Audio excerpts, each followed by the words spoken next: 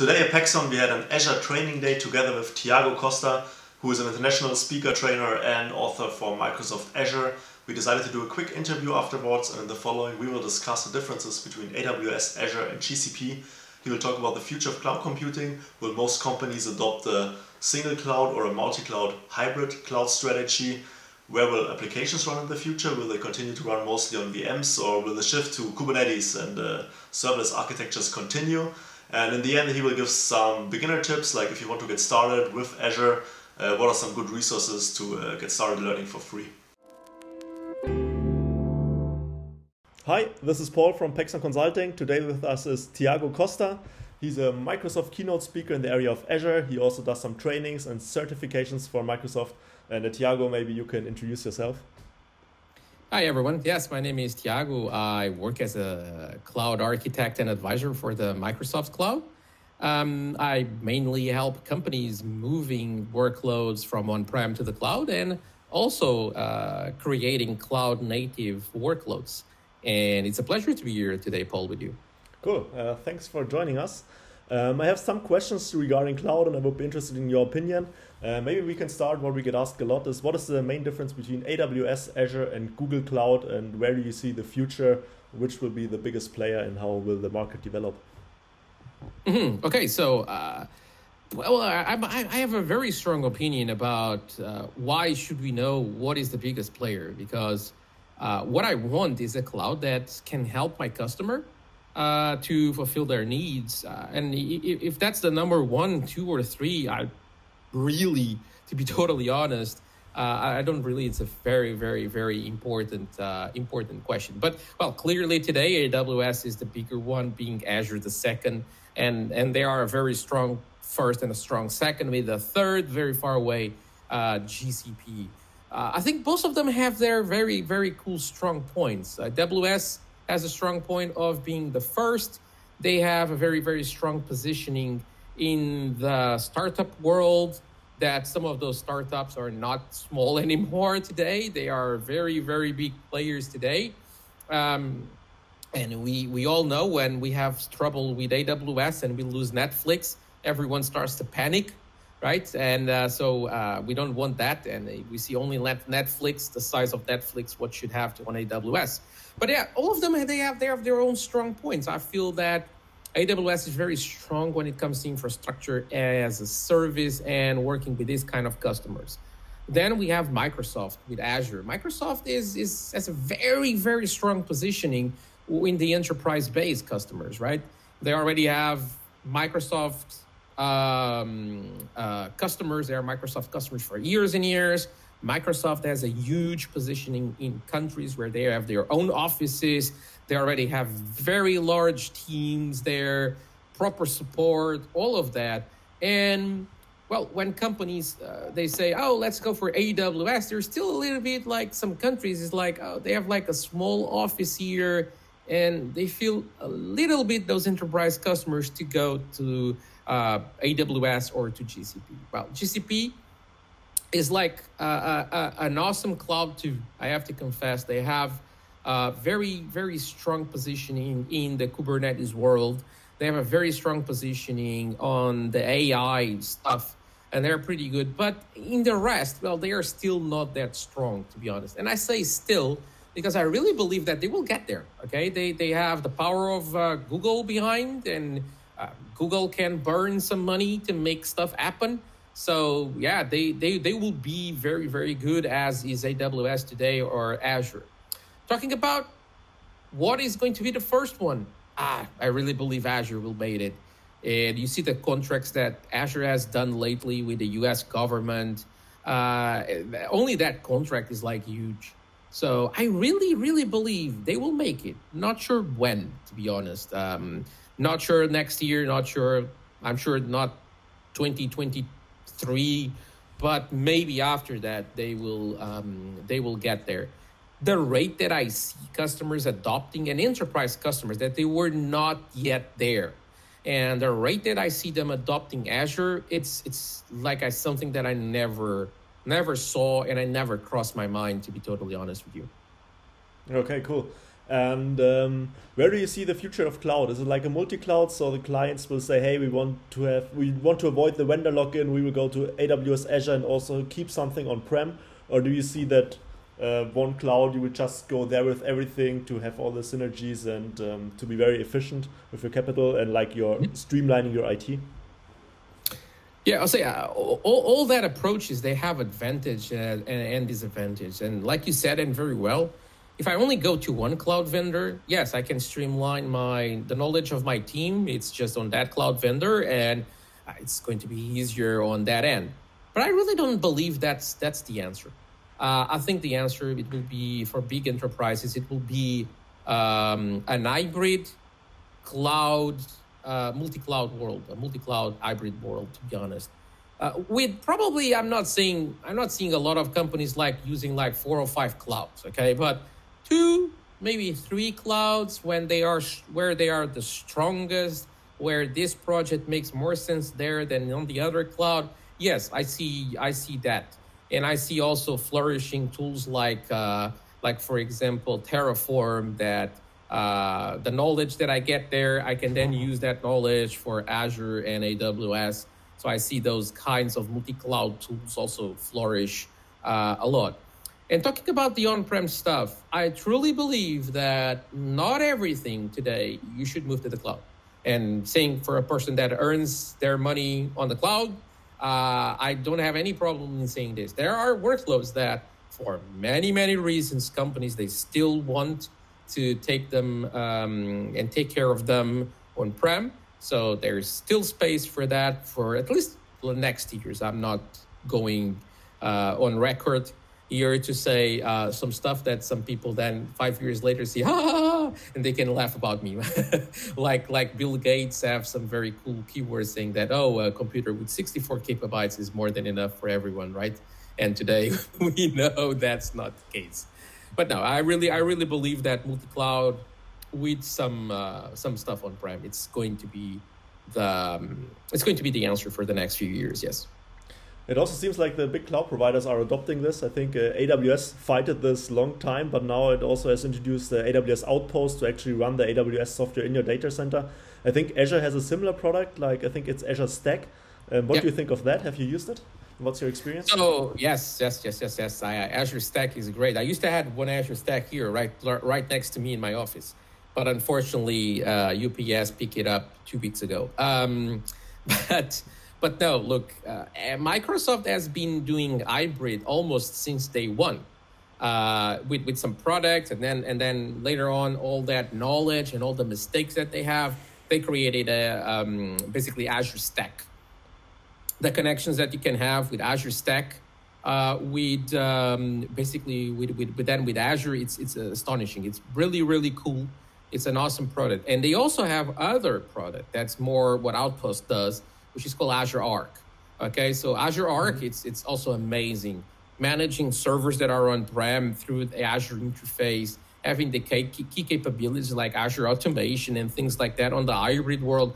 It is great, to be honest, yes. And Microsoft has always believing in an hybrid world, when AWS not so much. And AWS, like you said, yeah, they give a step back on that. They look at the market and they said, yeah, we need to go there. And when you have the 2 biggest cloud providers saying hybrid, it's because of something, okay? It's because the customer market is really requesting that.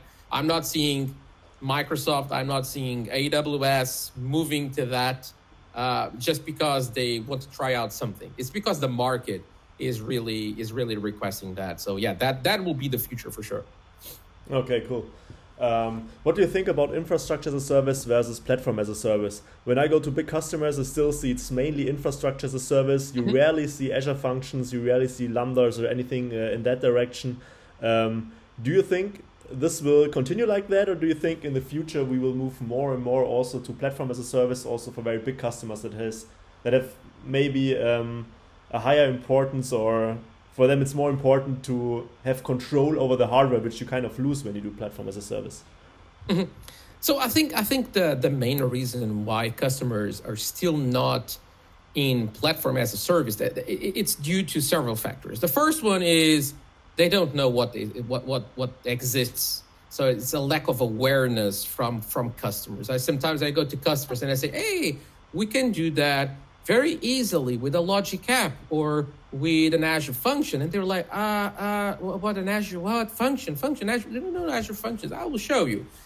And I showed them and they're like, oh, amazing. So I think the awareness is one of the things that is lacking on the enterprise market customers. And then secondly, some of those PaaS services, they are good. They are very, very good, but they are still not enterprise ready, some of them. Let's face it, they are not. We, in the enterprise, we have requests from enterprises that we still don't have those. And we have, like, for example, Azure Firewall, an amazing service. And by the way, this has been recording, okay, in December 2020, so that make it clear. I always like to say this kind of stuff because then people hear this and they're like hearing this like last week, and last week is like 2 years away from now. But today, at the time of recording this, look, Azure Firewall still lacks a lot of features. And it's not enterprise ready. I don't have any problem in saying this, but I'm absolutely sure Microsoft team, it's going to do an amazing work as always. They are going to put those features out there. And maybe in some time, it's going to be a rock solid, amazing service. And look, we're talking here, I'm talking about Azure because it's more my world, but AWS is exactly the same on this. They have amazing services on PaaS, but some of them are still not enterprise ready, okay? And they will make it happen for sure. And I think I see more and more customers that in the first phase, yes, they migrate, it's infrastructure, period, okay? They don't even try something else. It's a risk to try something else, so they don't even do it. And they stay on infrastructure as a service, and then it's our job as consultants to go there and show them, hey, look, you can do this. And yeah, they will say, oh, okay, let's do that. And we do it, and we do one project, 2 projects, and they start to trust. And also like the awareness bit that I was telling you about. And when they trust on the product, they're like, oh, okay, yeah. And then they are the first ones to say, hey, we can do this, and we can do that, and we can do that over there. And yes, we are here for helping all our customers in moving more to a PaaS world, but it's still going to take a while, okay, to have and just to be able to say, oh, we have more PaaS stuff than what we have infrastructure. It's going to take a while. Okay, cool. And also maybe related to that question, where do you think applications will run in the future? Currently, it seems like still is a lot of running is on VMs, but like there's a very strong push to Kubernetes, like we see it all over the place. Do you think Kubernetes will be the main runtime environment for applications, or will it also go more in the direction of serverless? Like, where do you see the trends? You took me a curveball on that one. That's a really hard question to answer, to be totally honest. I don't have the clueless idea. I see today, yes, VMs is where people run stuff. I see a lot of people moving to Kubernetes, and Kubernetes gives them a very good advantage, is that like virtual machines, it's easy. Okay, I will not say very easy, but I'll say it's easy to migrate from one cloud vendor to the other. So I have my container approach. I can take this, I can run on-prem, I can run on AWS or Azure. So I don't have a true lock, on a vendor lock on that. If you tell me about serverless and you tell me about, oh, let's go for Azure functions, or let's go for Lambda functions or logic apps and more or like event bus and event hub, service bus, all of that stuff. Oh yes, you're going to do a lock in the vendor, and it's something that some customers really want to avoid. And then they want to avoid this, but then they stay in the same cloud vendor for years and years and years and years. But it is something that they like to feel free, even though they don't need to. I think it's more that. So I think over there, I will see first people running more stuff on Kubernetes than on the serverless world, to be totally honest with you. So I will see more and more stuff on containers for sure. It's the great. It's like the fancy way and the cool way. So all the cool kids are doing Kubernetes today. So everyone likes to do Kubernetes, even if it doesn't make sense. Okay, so people are doing Kubernetes just because everyone is doing Kubernetes. It's like Yeah, yes, it's IT always. It was always like this, IT, and it will always be like this. But no, I believe that maybe, but still, having saying that, oh, we have more Kubernetes than we have virtual machines. Well, we know that Kubernetes runs on virtual machines too, but let's just remove those from virtual machines, okay? It will be hard, okay, to be honest. There's a lot of legacy stuff out there that doesn't run on containers. So I feel probably in the next few years, it will be hard to have more Kubernetes than virtual machines, yes. Mm-hmm. Okay. Okay, interesting. And yeah, very true with like Kubernetes. It's a lot of times I feel like it's overkill. Like people or companies have very small applications and they try to run on Kubernetes, and like in the end you don't even save money because you could have just taken VMs or like whatever. Or also like Azure Container Instances. They had an application in Kubernetes and I look at it and I was just like, why? It's like, why? You could just run this on the web app, like PaaS service, just web app, simple. They don't need this, and they were like, do you feel it runs better there? I'm like, cheaper for sure. It's like, and we move it to there, and the customer's like, oh, it works pretty well in here. I said, I told you so, but yeah, and it's what it is. Yeah, that's true. Okay, maybe one last question. Like, what would you recommend, like beginners that want to get started with Azure? Where should they focus? How should they learn? And do you have any great resources maybe you can share? Oh, yeah, no, for sure. So in Microsoft Docs, you have something called Microsoft Learn. So you just go Google, Bing, you just type Microsoft Learn, you go to that website. That website has tons of free resources. They're totally free. So a lot of free resources there where you can get started. And then, of course, I always ask people, look, try to get a certification from Microsoft. It's always nice. And sometimes it's like, I have a lot of people that's like, I don't need to be certified, but they see the certification as something that, okay, I want to get to be Azure Fundamentals, which is a very easy certification to get. And they give you like, this is what is going to be on the exam, those topics. And then people like, oh, okay, I need to study that. So it gives them a purpose. It gives them a track so that they can follow, okay, a path that they can follow. And then, okay, they sit down for the exam, they pass on the exam. It's like a cherry on top of the cake. But the cake is the knowledge that they got on that journey, the journey of learning all of that. Also on my website, you can also find a bunch of free resources there. I also have my my YouTube channel where I'm producing content for free, and it's going to be there for free about Azure, like some quick guides and focusing on certifications and things like that. So watch out that space to subscribe, and I'm happy to basically to have more content there. And if you guys need more content, just basically send me emails or send me a message saying, hey, would like to have content on this. I'm sure that I can create something. Cool, sounds good. I will link everything in the description in the video. And with that said, Tiago, thank you very much for this talk and hope to speak to you soon.